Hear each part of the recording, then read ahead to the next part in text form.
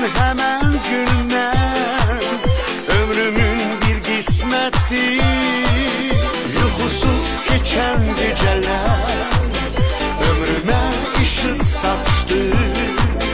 Sensiz geçen o günler birden uçtu, tez uçtu, tez uçtu. Leyla yarım Leyla, sevirem ben seni. Leyla yarım Leyla, kara gözlerini. Leyla yarım Leyla, aşık oldum sana. Leyla yarım Leyla, şirin sözlerine. Leyla yarım Leyla, sevirem ben seni. Leyla yarım Leyla, kara gözlerini.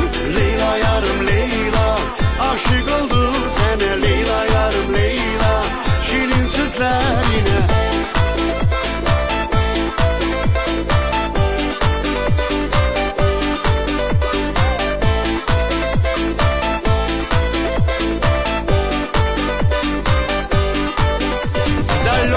В восточной стране жил один падиша. Был у него гарем далеко, далеко в горах. В гареме дом у него красавица Востока жила, и звал ее падиша. Любимая моя Лейла, моя Лейла. Я так люблю тебя, Лейла ярым Лейла, любимая моя. Лейла ярым Лейла, очарован я тобой. Лейла ярым Лейла, не найти мне свой покой. Лейла ярым Лейла, я так люблю тебя, Лейла ярым Лейла, любимая моя. Лейла ярым Лейла, очарован я тобой. Лейла ярым Лейла, не найти мне свой покой.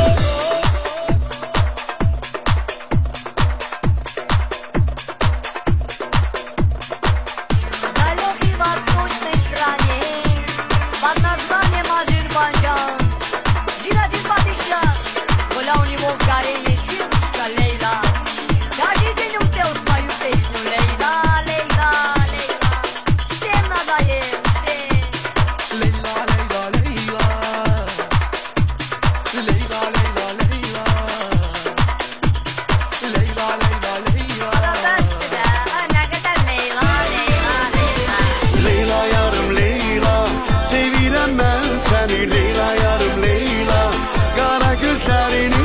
Leyla yarım Leyla, aşık oldum sana. Leyla yarım Leyla, şirin sözlerine. Leyla yarım Leyla, я так люблю тебя. Leyla yarım Leyla, любимая моя. Leyla yarım Leyla, очарован я тобой. Leyla yarım Leyla, не найти мне свой покой.